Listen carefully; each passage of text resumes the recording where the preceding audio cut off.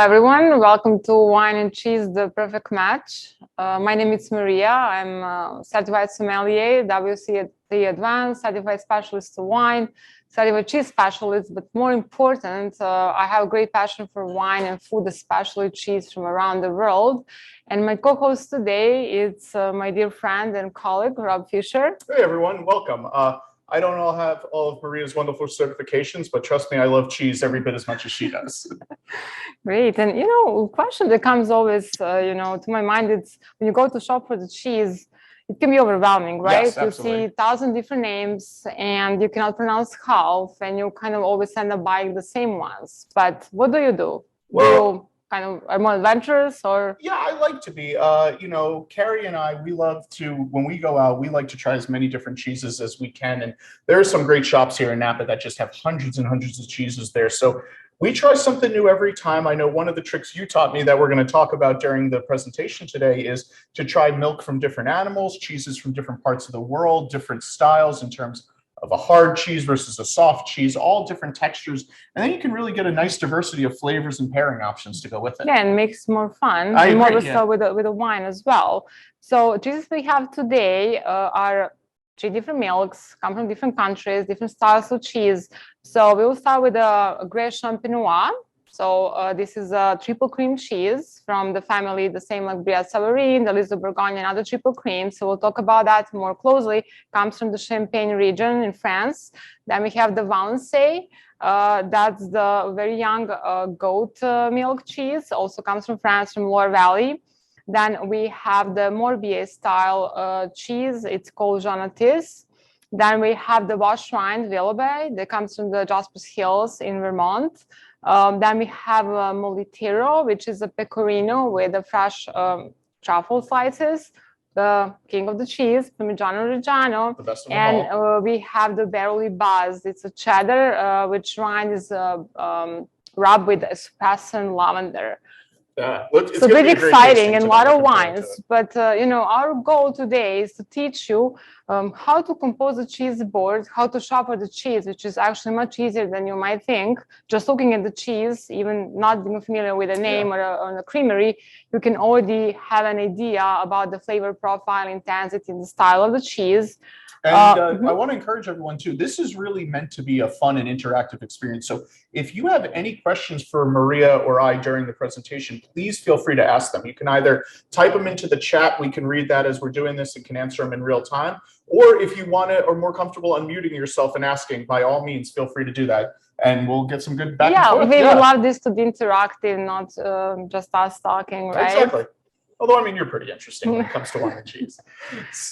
Wow. So what are we going to be starting with today? We'll start and in general we pair wine and food or wine and cheese. Something to look for will be the texture, intensity, body of both. So nothing to overwhelm, right? We want to create a balance.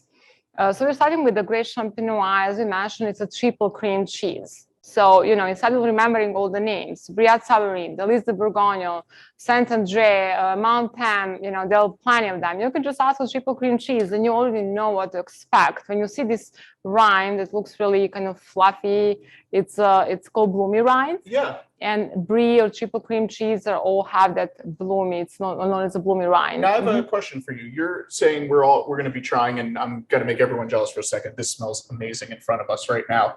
But you're talking about we're going to be starting with the triple cream Brie. I know a lot of Americans especially are very familiar with Brie cheese, but what's the difference between a Brie, a triple cream, or a double cream? Yeah, that's a great question. So basically, triple cream means that it has at least 75% of the butter fat, while double cream will have less. So basically, this cheese will be rich, creamy, decadent, delicious. Cool.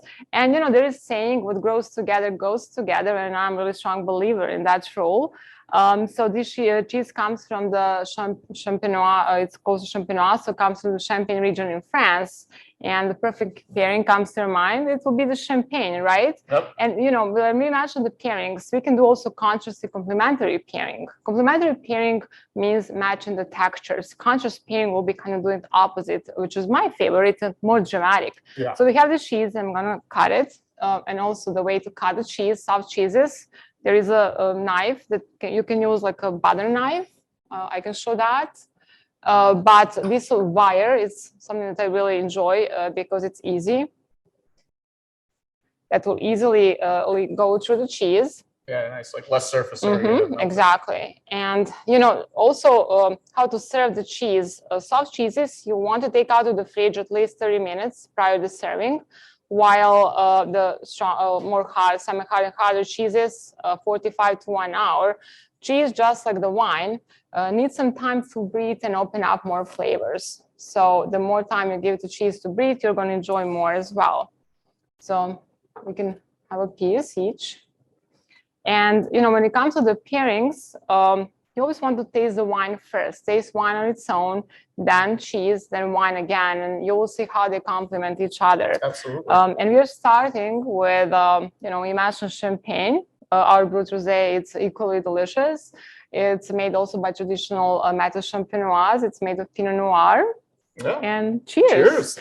And what a perfect day to do wine and cheese, a perfect match. It's actually National Cheese Lover Day today. For me, it's every day, but let's say especially Maria and I did not know going into when we planned this that today was National Cheese Lovers Day. So just a happy coincidence there with that one. And it's really nice and bright and refreshing, like kind of pink grapefruit, pomegranate.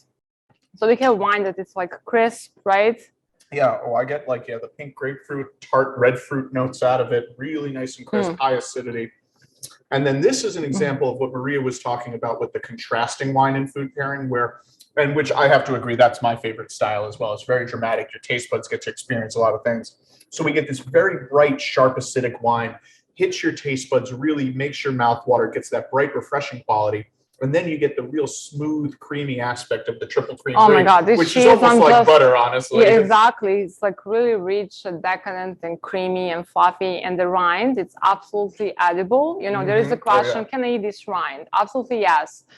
For me, it's also different texture and add some extra flavor, add some overall complexity to the cheese. And, you know, you might wonder what bloomy rind means. It's a white mold. It's Penicillium candidum. It can be used also Penicillium camemberti. So absolutely safe to eat and absolutely delicious. And, you know, this cheese will also change as it ages. Oh, yeah. And that comes our story about talking about cheese, just about the wine. You know, terroir matters when it comes to wine, the soil, microclimate, the same we can say for the cheese. You know, what animal graze, it's very important. Cheddar style cheese made in Vermont or California will be very different because different soil types. But also, you know, wine making, cheese making techniques. The cheesemaker for this cheese decided to make a washed rind, which is very different than this one, which is covered in vegetal ash. But also aging. Cheese is a living organism. It's going to change, you know, in a week. The same cheese will be actually very different. You know, the cheese ripens from outside to inside.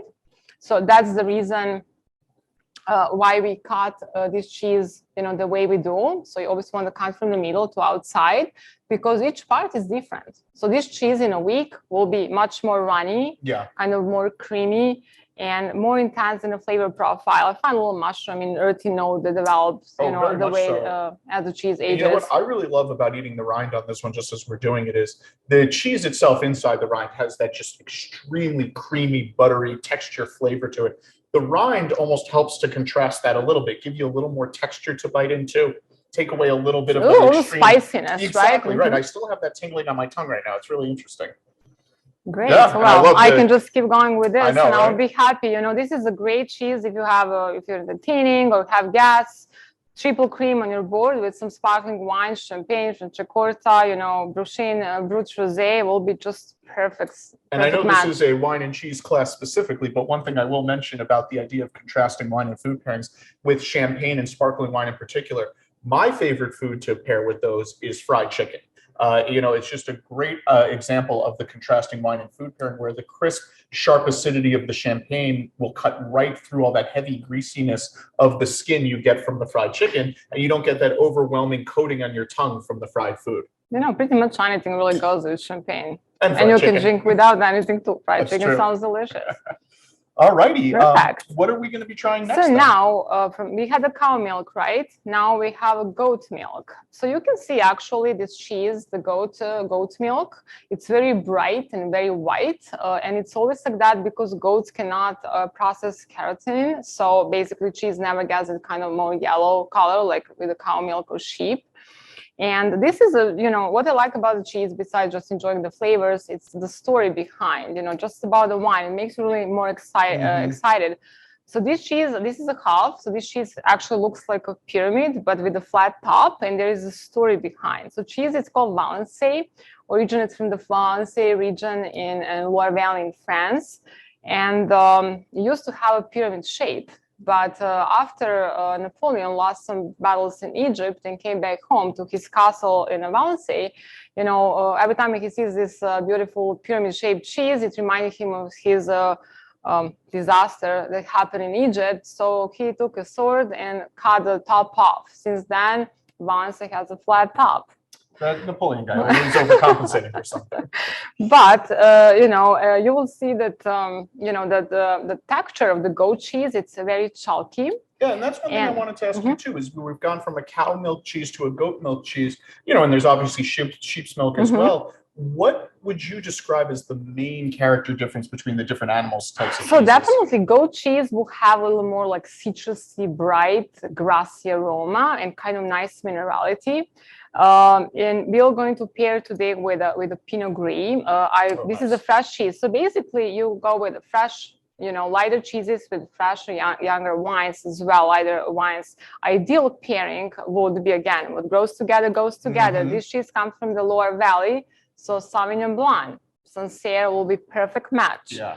But Pinot Gris, Riesling, crisp whites, island whites, something with really high minerality will really go well. And this is still cheese in a very young age, because we can see here that it looks this evenly everywhere, right? While when it starts ripening, like in a week, you will have a little halo around it, like a round that's going to become more creamy. Yeah, it's almost like an off-white color. Exactly. Forms on the sides. Yeah. And, do you know what the great part is? No, what's that? So that's the vegetal ash. And you can, nowadays, I feel like these cheeses are very common in different shapes. And also shape, it's important because depending on the surface we have, that will also affect the ripening of the cheese. This is the vegetal ash. It can be also charcoal. Vegetal ash comes usually from burned wine canes. And it gives them like kind of nice earthy aroma as well. And do you find, besides obviously that's going to add a very real difference to the flavor component of the cheese, but would that affect the aging of it as well? So the ripening as well, because it covers the surface of the cheese. So now I'm going to cut some Valençay for us. And this is great to be served on a baguette or on crackers. As much as I like different flavor crackers, when I have a cheese pairings, I just use neutral, because it's all about the cheese and flavors from the cheese without interfering with the flavors from the crackers, right? Or any other additions. So we're going to taste our Pinot Gris,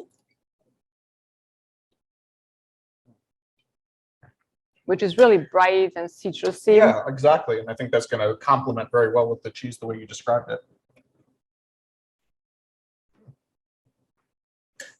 And cheese definitely has the kind of citrusy aroma, right? Yeah. Really bright and mineral.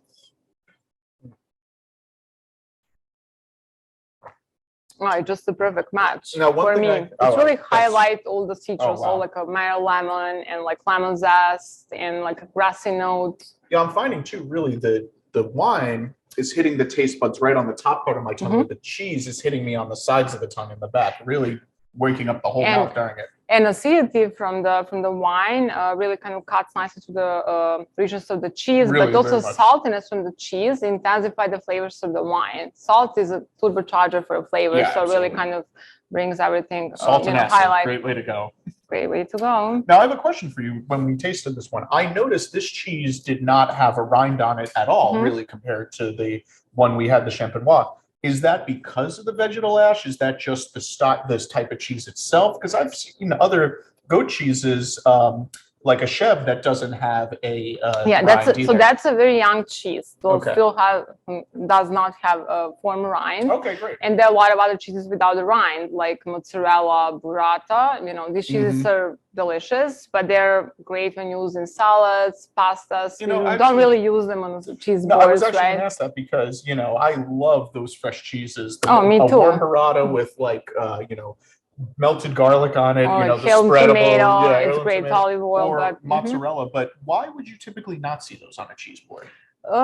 they just belong to salads and pizzas, Oh, that's fair. and they're just fresh, and that's how Plus, they're one the thing best Maria's taught me is when you do your cheese board, many people make, these very beautiful looking displayed cheese boards, but all the products are sort of overlapping with each other and touching and everything. Whereas when you make a cheese board, as you see we've done here, you want all the products to be separated because you don't really want the flavors mixing in with each other. So I could imagine a burrata just running over the whole board and touching everything. Especially after 30 minutes of the party. Absolutely, yes. Yeah. And so do you know about the Morbier, the story? No, I don't. So this is actually not Morbier. French are very particular when it comes to the cheese and wine and the origin. So certain things have to be made in a certain region only to be named that way. And that's happened with Morbier cheese as well. So Morbier comes from the Jura region in France, and it's made by kind of great accident. Okay. They used to produce Comté, which probably it's one of the most famous cheeses from France and super tasty, but they will have leftover curds in the evening and they will save them. They will put vegetable ash on the top to protect them. And then again, next morning, they will have leftover curds from making Comté. And they will put another layer of, so you basically have morning and evening milk divided by this vegetable ash in the middle.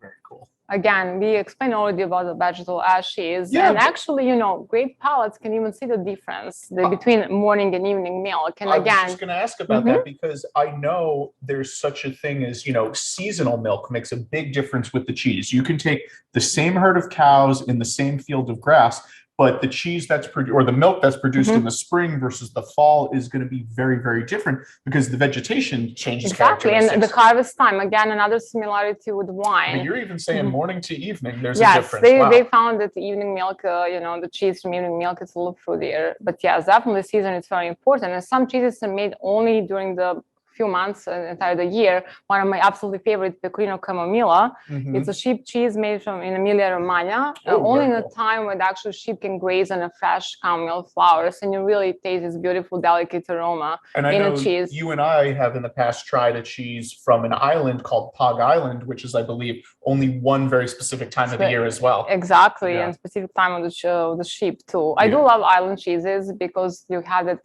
vegetation covered with the sea spray. They kind of really brings nice minerality and saltiness to the cheese as well. Really interesting. Okay, so Morbier style. Morbier style, but this is a goat cheese and it's made in a Loire Valley. So it's called Jeannettes. It cannot be named Morbier. But level of deliciousness is still the same. There we go. So we're pairing this cheese with a Hyde Chardonnay. Personally, my favorite, iconic winner here in Carneros. And even, we are in the coldest part of Napa Valley. You're going to still taste the Californian sunshine and get a little pineapple, mango, these tropical notes, Meyer lemon. Oh, yeah. And then definitely a lot more on this Hyde Vineyard Chardonnay, a lot more oak aging than what we've seen on the two wines we had before this. So definitely flavor, texture, heaviness to it. Get some toasted hazelnut to come from the spending time in oak. Now this washed orange rind also good this is also washed rind. Yeah. So when it comes to the rinds, not recommended will be tree bark, cloth, and the wax. I saw people eating. It will not kill you, but I think cheese part is much more delicious. Okay.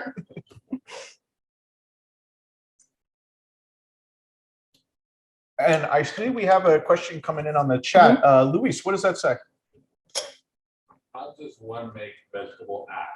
How do they get the layer of ash on the middle of the cheese? So as we said, they lay out the curds, and then they put ash on the top and another layer. Vegetable ash, it's mostly made. It can be made of burnt vegetables or wine canes. Also, it can be charcoal. Sometimes the black layer you see from outside. In general, when it's put outside, kind of slow the ripening and overall adds some nice kind of earthy aroma and absolutely edible too. Nice. That's really cool. And it's cool, like you were saying, is to separate the morning layer from the evening layer, and you can see that's that in that's the the cheese case itself. with the more BA cheese. And as you can see, we're going from really lighter wines to the richer, fuller body, and the same with the cheese, right? We started with that Gresham Pinot Noir, then we have Pinot Gris and Valenciennes. Now we have the Jean Baptiste with the Hyde Chardonnay. And now we are actually going to a really interesting cheese called Willoughby, which is a wash rind cheese. Nice. And it's not easiest cheese to love. People usually love it or really don't. For these tastings, I usually choose ones that are a little less intense, less funky. Oh yeah. Probably the most famous will be Epoise, which is comes from Burgundy, and it's really intense. Do you know that actually you cannot ride on a public transportation in France if you have that cheese? Oh my because gosh. it's that intense. And the riper it is, stronger it gets, and it becomes very runny. So you basically have to eat with a spoon. So if you're not very familiar with the wash rind cheeses, maybe not the best one to start with. Well, the reason Maria picked me to co-host this tasting is because I happen to love funky, stinky old cheeses. So yeah, you love all the cheese. Exactly. It's perfect. So, all righty. I'm interested to try this. Now, a question I have for you is, you talked about the washed rind. How do they achieve that in the cheese making process? So washed rind means actually the rind is literally washed with the salt and water. So they want to promote the production of the bacteria that will cause that smell. It's absolutely edible and safe. Wow. It can be water and salt. Also, like for Epoise, they use marc, which means it's a grape brandy. It's a grape spirit they use as well. And also, how easy to recognize this cheese in a cheese shop is the orange rind. So there is Epoise, Taleggio, Red Hawk, this is Willoughby, but they will always have that orange rinds, which means, it's washed rind. So you can expect flavor profile a little beefy, meaty, mushroomy, and as I said, as they age, they're going to be more intense and kind of dry apricot too. Now, what wine are we pairing this with? So, this cheese on its own is delicious, but we pair with wine. We have to be careful which wine. Traditionally in Burgundy, they will pair with Chablis, which will be our unoaked Chardonnay. But today, I actually choose Gewürztraminer. Gewürz, which means spicy. So a lot of like rose petals, lychee, ginger, and it's perfect. Who is this gal? With the spicy Traminer. I like it. Looking German Italian grape. Very cool. Now, one thing I have to tell everyone out there, I know ahead of time we sent you the list of cheeses and wines that we were going to be doing with this. Maria couldn't help herself. She got so excited that she had to add an extra cheese and an extra wine to the list. So all this extra cheese. We have the Willoughby and the Gewürztraminer right here. Perfect. I'm really excited to try this one. And you said this is from Vermont, right? Yeah, this is the Jasper Hills, which is really, really great, great old delicious cheeses they make. So it definitely gets a kind of meaty note, little mushroomy, very earthy. Big mushroom and earthiness, yeah. And if it's too strong, you can always have some like dry apricot. That will kind of be a nice match. Oh no, I would eat this whole wheel by myself. It's very creamy. Yeah, really creamy, really funky. Delicious. This is delicious. Funky, but like perfect. Not as I said, it's good for somebody who's just little starting. tingle from the rind also. I mean, great really aftertaste. Yeah. Yes, the rind is delicious too. I'm not sure my wife would kiss me after I eat the whole wheel, but right now it's delicious. Maybe bring her a piece too. There you go. But with Gewürztraminer, I think it's delicious. Riesling will work really well. Pinot Noir or really light Chardonnay, Chablis style, so unoaked. Oh, I love the aromatics on our Gewürztraminer. It's just so floral. And I know for all the Bouchaine wine club members out there, you've been missing the Gewürztraminer for a little bit, but the new release, what Maria and I are drinking right now, will be coming out, I think, soon enough in the next couple months. But this is an unbelievable and it's just wine. Perfect with the washed rind cheese. Yeah, wow, that's really, really good. And we're now moving to the sheep cheese, which is Pecorino from Sardinia. But what do you think? If you have a glass of sheep, cow, and goat milk, which one will have the highest fat content? Well, I might be wrong because we did the triple cream, but I would have to say the cow milk was the highest fat content. That would probably be the most common answer. Yeah.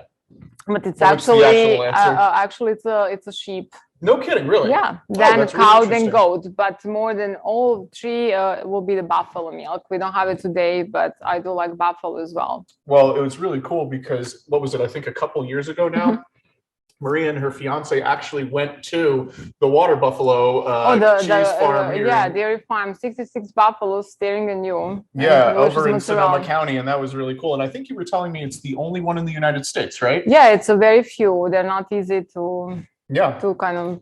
Well, and if you've ever heard the term buffalo mozzarella, that's where it's perfect. Exactly Yes, right. mozzarella di bufala. And now we're also talking about one of my favorite ingredients. So this is a pecorino, but it's also, so if you just have pecorino or manchego, which is sheep cheese, but comes from Spain, you know, that will be pretty safe choice with any wine pairing, like Pinot Noir and manchego, semi-hard cheese will be just perfect and delicious. But now we have actually black truffle. So when you have different rinds or any, you know, other different flavors, something to consider when you're looking for a wine pairing. Just like if you have a wine and food pairing, you know, it's not that much about the protein, it's more about the sauce. Right. You know, if you have chicken, you know, is it grilled the way it's prepared, but also is it made in a cream mushroom sauce or red sauce? That will kind of determine your wine pairing. The same is like with the cheese and different rinds. So black truffle brings, you know, beautiful flavor of the truffle, very earthy, you know, smell almost like going through the woods.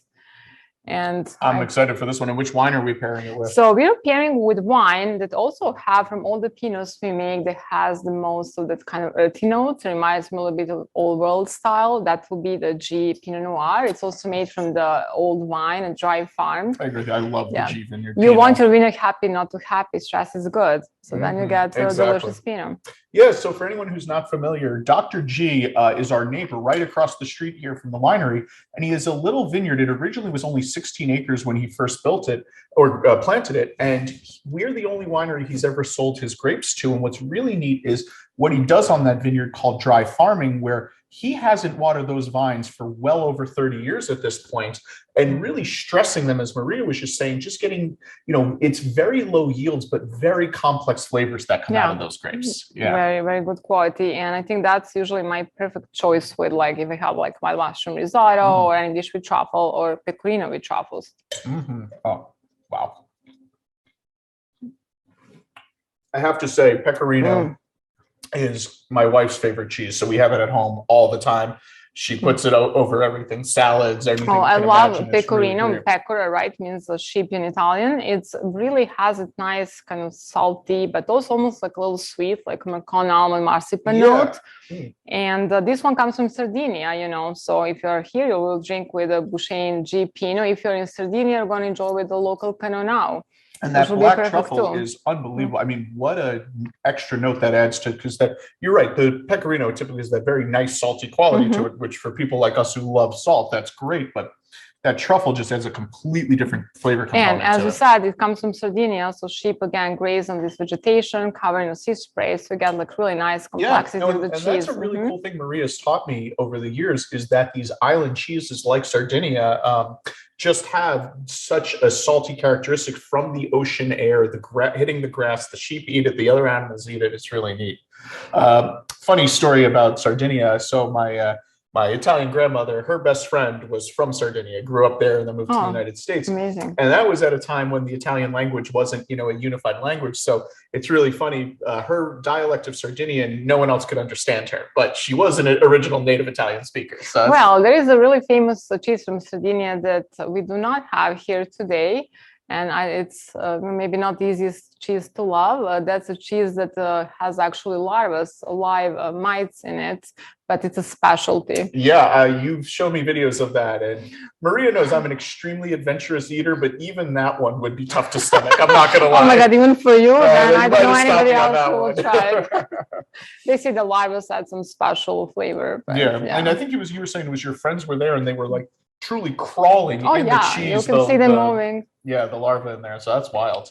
Well, instead of larva, we are actually going to taste some delicious Parmigiano Reggiano, known as the king of the cheese for a reason. Cheese that is definitely misunderstood in this country. You know, Parmesan can be made just anywhere, but Parmigiano Reggiano can be made only in Emilia Romagna. in Italy. Cows graze on only mountain vegetation. It's only made with 3 ingredients: milk, rennet, and salt. It's made the same way for more than 800 years. And, you have to respect that. Also, each wheel has to be inspected and approved by a consortium. So if it's didn't get approval, it will not get the stamps. So, it's a really amazing cheese. It's also lactose free, if anybody needs to be careful about that. So everyone out there understands, you said 3 ingredients. What is rennet? So rennet, it's actually turns simply said, it turns milk to cheese. So it's comes from it's enzyme that comes from the cow's stomach. And that's how originally it's made. And that's traditional rennet. Nowadays, you can find some also vegetable rennet, but some cheeses they use that are not super stable for long aging. It's crazy. Cow's stomach enzyme. But there is really something that I really also love about Parmigiano Reggiano. This, so it can be aged from 12 months, 24, 36. And this crunchy kind of, that we describe usually as the salt crystals, they're actually called tyrosines. And they're amino acids that, help to produce serotonin, which is a happy hormone. So another excuse to grab a piece of Parmigiano Reggiano. Right yeah, and I love the Parmigiano Reggiano, and I agree with you. This was my mom's thing always growing up. This was grated over pasta dishes, marinara sauce, things like that. But you're right. In America, a lot of times you get the packaged grated Parmesan cheese, and it is not the same as Parmigiano. So be sure your Parmigiano Reggiano has a stamp, and you're getting the true one. And I haven't even bitten into this yet, but I know there's cheese inside now. We both do. Yeah, and there's nothing wrong with smelling your cheese, just about the wine, and that's important to leave it outside for like 45 minutes to 1 hour. And I'm sure a lot of people out there may know this, but in case you don't, the vast majority of flavors you taste, whether it be wine, cheese, food, whatever, is done through your nose and your sense of smell. So it really is important to smell everything as you're tasting. I was reading an article saying that it's somewhere between 75 to 95% of all flavors tasted through your sense of smell. Yeah. And I really smell pineapple here. Yeah. And macadamia nuts and butterscotch and salt caramel. Mm-hmm. It's amazing. What was really cool is about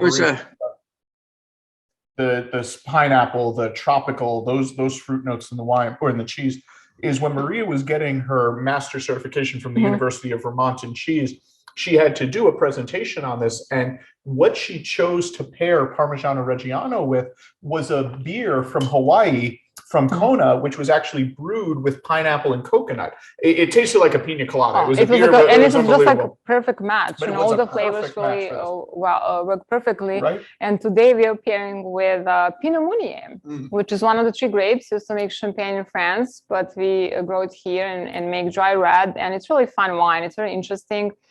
Different. It has a lot of layers of flavors, like a little floral, a little spice, kind of black peppery finish. What do you find? I know. I agree. I mean, and that's what's so interesting about this is the cheese has that real, I'm not going to say sweet, but those very tropical qualities to it. And then you're really contrasting that with the peppery, the tannins, I love the Pinot Meunier. It's one of my favorites. I mean, I think it's a perfect mix of some spice notes along with a little bit of deeper fruit notes in there. Really a lot going on in that wine. And Parmigiano Reggiano, I can just have another bite. I was just going to say, I'm not going to be shy. I'm going to do this one twice right now. Well, you need that serotonin going. That's right, of course. Perfect. And, as we said, we went from the lighter ones. We started with the triple cream, then we had the Valensay, then we have the Morbier style goat cheese, Bosch rind, pecorino with truffles, Parmigiano Reggiano, and then we have the barely Baz cheese, which is also made in the United States by Beehive. And again, this is a cheddar cheese, so very versatile when it comes to the wine pairings. But then we have this rind wrapped with espresso and lavender. So that now changes our wine pairing game. Would you pair that with Chardonnay? I wouldn't. No, I don't. Probably listen, to each their own. And Maria and I always say this is personal preference is the number one rule when it comes to any food and wine pairing. But things like that, I agree. I wouldn't pair that with, with something. I would choose a bolder red to go up against that. And I know that's exactly why you chose our Hyde Vineyard Syrah. Yeah, right Hyde here. Vineyard Syrah. So actually, the cuttings come from the Hermitage in northern France, and it really has that kind of flavor of the cool climate Syrah. Smoky, meaty, kind of spicy, a lot of black pepper, lavender, espresso. So it's really kind of perfectly matched the flavors of the cheese. And then this is also really fuller body wine. And this is a fuller body cheese. It's aged cheddar. Now, I have to, say one personal thing about this because I think this is going to be an excellent example of the complementary wine and food pairing idea, where I personally get a very noticeable lavender quality out of our Hyde Vineyard Syrah. I mean, it's there, it's not necessarily the number one note I taste in that wine. But once I pair it with a cheese like this that has that lavender in it, that flavor profile just to me comes to the forefront. It's really very highlighted strongly. I know Maria and I, this was a couple of years ago with a different, really, award-winning creamery up in Oregon. We had tried, they had done a cheddar with actual lavender seeds inside of it. And now that was kind of overpoweringly lavender, but even so, you can't even imagine how much more of the lavender flavor in the Syrah came out when pairing it with that cheese. Oh yeah, really that was a really great pairing. So let's have a piece of cheese. And when we talk about composing the board, so as we mentioned, use different milk, at least 2, but 3 it will be perfect. Different styles of cheese, triple cream or double cream, semi-hard cheese and hard cheese. That will really give you a lot of options for your wine pairings. Other additions, Marcona almonds. Definitely avoid almonds that have a skin. That can cause a kind of bitter taste, especially when interact with the red tannic wines. I use some dried fruits, so like apricot and fig. Apricot, it's kind of a little better with a white wine, and fig will work better with a red wine. Plain crackers, baguettes, things simple is the best. And that way you can really highlight the cheese. If you have a poise, since not everyone will enjoy it, put a little bit on the side. Blue cheese as well, delicious cheese again. Because that smell will definitely get into and incorporate with the other cheeses. I do put crackers on the side and bread in case somebody cannot, enjoy gluten. Then they can still enjoy the cheese. So it's kind of just be mindful and. No, that's very courteous. Yeah. One thing I would note too is you've put a couple dried fruits on here, but you haven't really put grapes or cherries or things like that on the board. And nothing sweet really, because anything sweet you put on your board will be interacting with your wine, will really kind of mute the fruit flavors from the wine and make wine taste bitter and sour. So honey and brie, or if you enjoy on its own, it's delicious, or quince jam, or wherever you like. But then if you pair with wine, that will kind of really interfere with the wine in not very pleasant way. Yeah. I have to say, I was going into this fully expecting the Parmigiano Reggiano to be my favorite, but I think the pecorino with the truffles was my number one personally. Well, truffles really makes everything better and tastier. You guys should know Maria is obsessed with truffles to the point where her and her fiance have this awesome dog. He's the cutest dog you can ever imagine. His name is Tartufo, which means truffles in Italian. And beyond that, she is currently training him to be a truffle hound. So he is actively training to smell truffle oil and seek out the cotton balls you put around the apartment to find it. It's really amazing. Yeah, he's a very good dog. And yeah, you've shown me the that's videos. probably will pay off with all the delicious food I make for him. That's right. All joking aside, but that is a real thing, right? In Europe, I believe dogs are used for truffle hunting purposes. Dogs are used, pigs were used a long time ago, but pigs are naturally attracted to truffles, so they will eat them, while dogs just find them to make you happy and get a treat. And it's much easier to walk around with a dog than with a pig. That's true. Well, do you have any questions for us? We're joining you from El Cerrito. We have a question about pecorino cheese. So we could not find the pecorino cheese that you recommended. So I bought 2 different pecorinos, and one of them is a hard cheese and one of them is a semi-soft cheese. Can you talk about that? So what does it say on the label? There is a name of the cheese, or so basically, So the softer one is Pecorino Toscano. Okay, so pecorino just means the sheep cheese, right? Pecora means sheep in Italian. Mhm. So it can be made in different styles in different parts of Italy. It's not protected like Parmigiano Reggiano, right? Like this pecorino we have today with truffles comes from Sardinia. And, you know, depending how long the cheese was aged, that will also affect the texture and intensity. Oh, okay. And then So the, this, right, and then the hard one is called Pecorino Romano. So that makes sense now. okay, exactly. And, you know, which one do you like better? I really like the soft one. It's delightful. We paired And- it. Mhm. Well, we tried it both with the Pinot Noir and the Pinot Meunier. It really stands up well with the Pinot Meunier, I think. That's not what you recommended, but that's what we liked. Well, but that's the awesome. way to find your favorites. You know, the idea of this class is, you know, to help you to find your favorite cheeses and pairings, you know, but the best way is go shop for the cheese. I hope this helped you to find a little easier what you like and experiment, you know, trust your own palate. Yeah, no, that's absolutely right. I mean, this one of the sayings here in Napa is, how do you get good at wine? You pop a lot of corks and you drink a lot of bottles. And seriously, when you combine it with That's wine probably and food- international rule. Oh, not that's just in true too. Napa. Yeah, just have a good time. But really, no, the more you experiment, the more you taste different combinations, flavor profiles, you're really going to find what you personally like. And I got to be honest, I'm really interested. I'm going to go find some Pecorino Toscana myself, because the idea of that soft cheese with the salty quality sounds absolutely delicious to me. I really think I'd love that. And then, It's you know, really maybe next tasty. And then next time, you know, you taste Manchego next to Pecorino, or also there are different age of Manchego, 2 months, 4 months, 6 months. Parmigiano Reggiano from 12 months to 36, they'll be very different, even the same cheese, right? The older they get, they're fuller body, more intense, more salty, more concentrated. And also extra age cheeses like cheddar, Gouda, 4-year-old Gouda, for example, Parmigiano Reggiano will all have that tyrosines, the salty, you know. And it's correct to say the amino texture acids. will also change over Yeah, time. absolutely, yes. Yeah, I've, you know, Maria and I have in the past tried, I think the favorite cheese I've ever had in my life. We got it here in Napa. It was called Ancient Gouda. It was the name of it. And it was, I believe, a 6-year aged Gouda, if I'm remembering correctly. And it was not soft by any stretch of the imagination. It was hard. It had those Crunchy and tyrosine like- crystals in it that And, you're talking and about. it was like a salty caramel, butterscotch. So all flavors become more concentrated. It was so rich and nutty and caramely. It was unbelievable. So it's really neat to try the same type of cheese at many different stages of aging to see just how much it can change over time. Honestly, just like a wine. Just like the wine, right? Yeah. The same Syrah will be very different in 5 and 10 years. So that means just keep tasting constantly and comparing. Yeah, really good. Thank you. Great questions. Appreciate Yeah. that.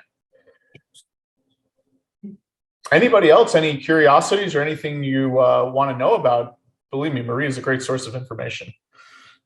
And you know, we also we're happy to share our emails with you. So if you have any questions, you know, in the future, you're welcome to email us directly and ask. Or visit us in person, since we are doing that in person as well. We have the wine, which is a perfect match classes. I was going to say, this isn't a one-off thing. Maria and I really wanted to do this to showcase for you, our members, to what we do and what we can offer here. But Maria does these cheese classes in person right here in the kitchen. We also have our beautiful olive ranch just a mile up the road. You can do, you know, nice private cheese and wine classes, try a lot of different things. We can organize virtual ones. You know, we've done these for families that are scattered all around the country that just wanted to have kind of a bonding experience together. So this was really a showcase, but please don't think this is a one and done type of event. Absolutely not. And we're always happy to share a lot of the cheese, but also the stories, the history. You know, it's great. Yeah. There's so many more. Yeah. Well, all right. Thank you so much for joining us. Yeah. I hope you had fun as much as we did. Yeah, cheers we definitely to everyone. enjoyed it. Thank you so much for joining Cheers in tonight. and have a great you. weekend. Thank And you. we hope to see you, to welcome you here in person. Yeah, cheers. Thanks so much, everyone.